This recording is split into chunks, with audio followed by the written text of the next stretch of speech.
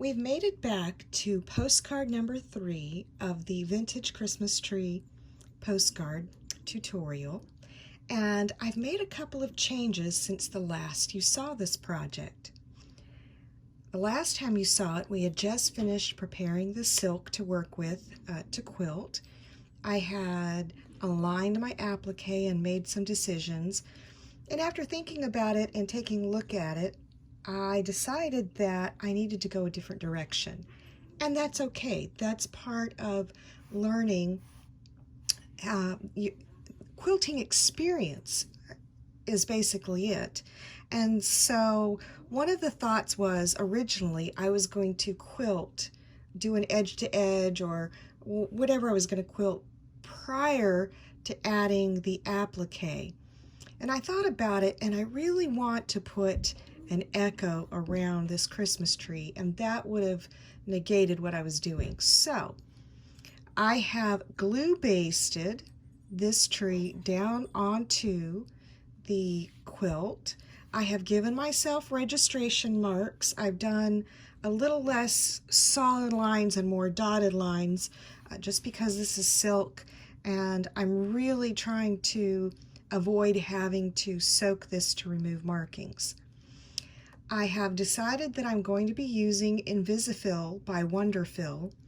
It is a 100 weight thread, and I have a light gray, which, wouldn't you know it, matches this beautiful silk, silver silk. So I have that in both the top and my bobbin. And let me get that situated back up here. I'm going to break away from the project for a moment because I want to give you a tip. All right, so bear with me while I move the camera. And I'm going to go up to where I have my Invisifill and my thread stand. And I want you to take a look at how I have my thread stand rigged. In the thread stand, where the thread is coming up from the cone, I have a piece of batting wadded up where the thread comes through. All right? That is applying an additional amount of tension to this very lightweight thread that has to travel from this point to this point and then to my 3 eyes right here. Okay, the tension rod. Now, because it's a lightweight thread, let me come over this way so you can see it just a little bit more. Because it's a lightweight thread, it does not need a lot of tension. If you put a lot of tension on this, it's not going to pull through very easily. You're going to have breaks. You're not going to have pretty stitches at all. I have learned through my years of experience that traditionally you're told to use all 3 of these tension eyes right here. Some threads you only need 2. For 100 weight, you only need to go through the first one because your tension is going to be right there, very small amount of tension from that batting, and then as it goes through the tension discs, that's where you're going to make your adjustment down to the needle. All right, so if you have a long arm or a sit-down long arm machine, this is the way you want to go. Experiment and practice so that you have the right amount of tension. For those of you who have bobbins that are adjustable, you will need to learn how to adjust your bobbin tension as well. And normally the way that happens is we adjust the bobbin tension first and get that right, and then we adjust the top tension. Okay, so let me break away and get the camera back into its position so that I can show you my next step for this project. The next step in this project is to applique down permanently this Christmas tree applique that I have. Before I start, I want to apologize if the camera knocks and we have motion. I am a one-person crew again today, and for you to be able to have good sight here, the camera is literally in front of my face, so when I work, I may bump the table, I may bump the camera. I will try to steady it as quickly as possible, but please bear with me as I get through this section because I do want you to have a really good view of what I'm doing. I've already begun from this point here on my right, and I have done a blanket stitch all the way around until right in here, okay? And what I want you to see is how lovely this Invisifil thread just sinks that applique down, and it gets lost, and it just becomes one with the fabric. And so that's what we're going to do. I'm going to show you the method I use, and then I will complete the applique because it is a slow process, and then we'll come back and talk about the design idea that I have for this, which may or may not change, and then after I finish the quilting, I will show you the finished postcard since I've already gone over with you the actual steps and processes on putting the final product together from applying the backing and the satin stitch. So there shouldn't be much longer of this tutorial for you, but this is a process that I thought would be beneficial to some of you who would like to maybe explore using applique in postcards. All right, so let me zoom you in, and I will be back in just a moment with a settled camera.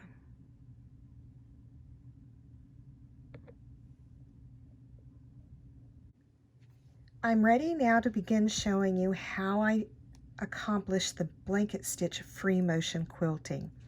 The first thing I want you to see is that I have attached my glide foot or bowl foot back onto my machine. I would not be able to do this method without using this foot, mainly because this applique has several layers to it already. It's not a single layer that I'm just now putting on that's turned edge or even raw applique. It is pretty much a whole quilt in itself thick. And so I need the assistance of this glide foot to help me go over the bulkiness of everything. So keep that in mind if you are wanting to do this technique. I have my needle down, and I put my needle down in the applique itself. And the reason for this is when I go to either tie off or cut my threads, and in this particular instance, this is not a competition piece, I'm going to cut my threads. I want them to be on top where I can reach them easily instead of in a seam, okay? So this is all about timing, and I have slowed down my machine to where it is super slow at 8%, and I've learned the timing of my machine so that I know how to move my hands, and this takes a little bit of practice. The first step is I go to the left and I hit right at the edge of the applique. All right, I'm going to come back and hit the same hole that I just came from. And this applique has about a 1/16 of an inch, maybe a little bit more in other spots, of design work already. So I'm visually going to be looking for those stitch holes to land in if possible, but it really won't make a big difference because I'm using a much smaller thread weight and a small needle. All right, so once I hit on the inside, I'm going to come back out to the outside, and then I'm going to travel down the edge and stitch to the inside. So here's the count. Inside, out, down, inside, out, down, inside, out, move along, inside, out, move along, inside, out, and you get the premise of that. Let me change the angle for you so you'll get a better look at this again. I love this because I can get the curves real nice too, and I'm going to show you how to handle a point. If you're ever concerned, just stitch in the same spot and get your count going. When I get confident, I can speed up just a little bit, but this is about as fast as I go. Okay, I'm coming to a point. I'm going to hit that point on either side. I'm going to come to the very tip of that point. I'm going to aim for the same hole on the inside that I just hit.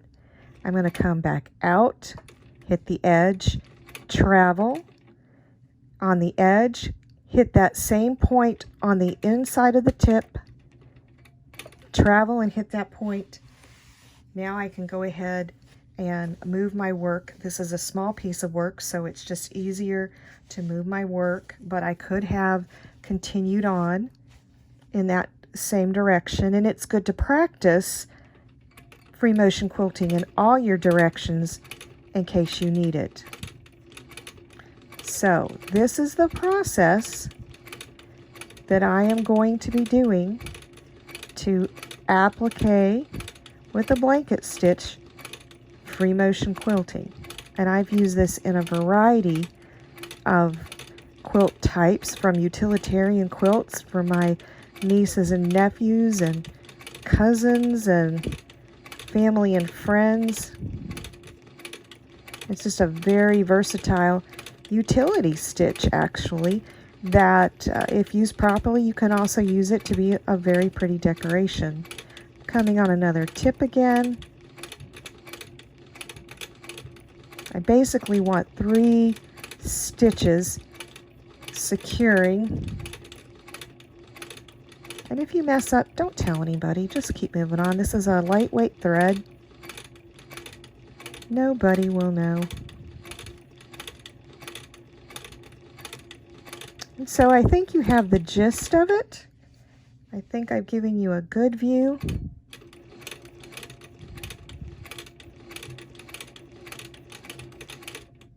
So I'm going to go ahead and continue on, and you can see how it just lays that down really nice, and it's become one with this whole quilt sandwich.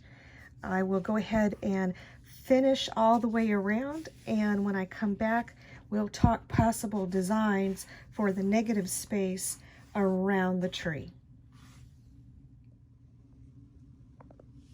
I've completed the blanket stitch applique around the tree, and as you can see, it is solid. I'm going to show the back to you. There's the back, all nice and stitched. I've been really contemplating the design for this, and one of the things that as a designer you have to think about is, what's your focal point? What do you want people to really look at when you are being artistic? And for me, that would be the tree itself. There is just so much detail in the quilting and the color work, the dye work in this quilt, that I don't want the background to overwhelm it. So I'm going to be thinking about a design that is going to actually be very dense and also enhance what the tree looks like. And I apologize, I'm talking and filming at the same time because I wanted to move down so that you could see, you could get an idea of the loft that this Christmas tree, this quilted applique has. And I want to keep that. I think that's a beautiful characteristic of this project, is this loft coming up, almost not quite fully 3D, but there's an extra dimension to it. So the next time that you see this tree, It will be a fully made postcard, and I can't wait to share it with you. It's going to be a surprise for me as well, but I think I'm going to keep it that way. The design, the final look, is going to be a surprise. So the next time I will have all 3 projects together and we'll finalize and bring this tutorial to an end.